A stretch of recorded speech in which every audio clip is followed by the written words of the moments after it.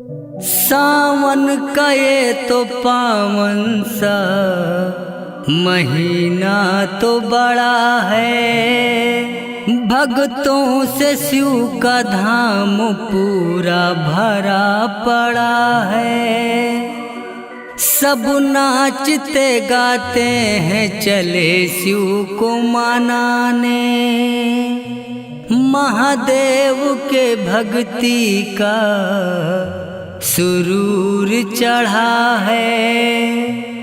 दुनिया में निकलता नहीं ऐसा कोई दंगल, कांधे पे कांवर लेके सभी ढारने को जल।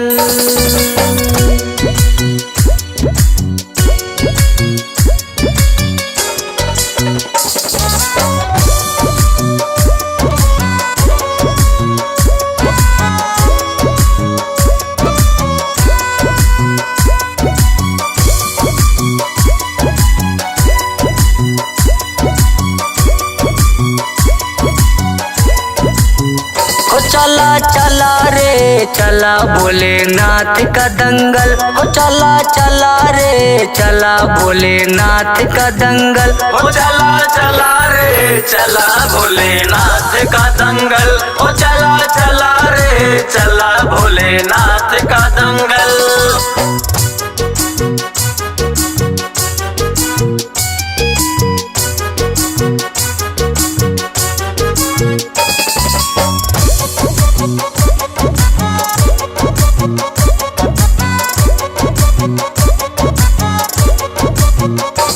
बोलबम का नारा चारों तरफ गूंज रहा है, महादेव के मस्ती में जग झूम रहा है।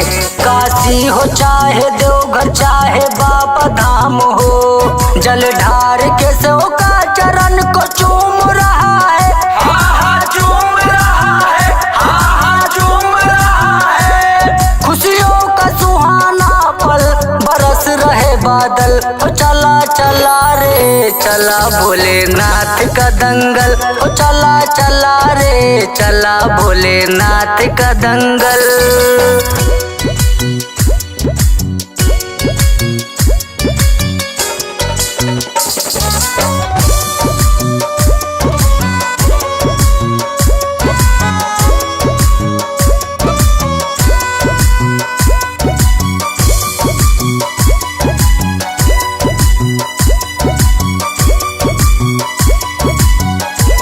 कोई गांजा कोई भांग पी के डोल रहा है, कांधे पे कांवर लेके बम बम बोल रहा है। शिव भोला के शरण में पूरा ध्यान लगा के, किस्मत का अपने ताला सब खोल रहा है।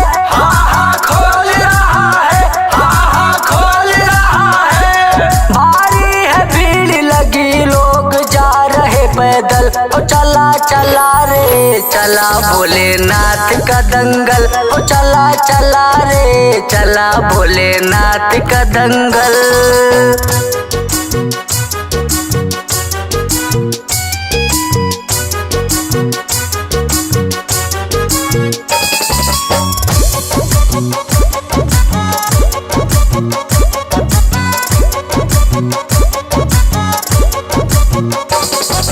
एक ही कलर में सभी लोग रंगे हैं, भोलेनाथ की सेवा में सारे लोग लगे हैं। राजा हो या महाराजा चाहे हो भिखारी, शिव भोला के दर्शन को नंगे पाँव भगे हैं। पाँव भगे हैं, नंगे पाँव भगे हैं। बब्बन विष्णु महेश के संग जा रहे निर्मल, हो चला चला रे चला भोलेनाथ का दंगल, हो चला चला रे चला भोलेनाथ का दंगल।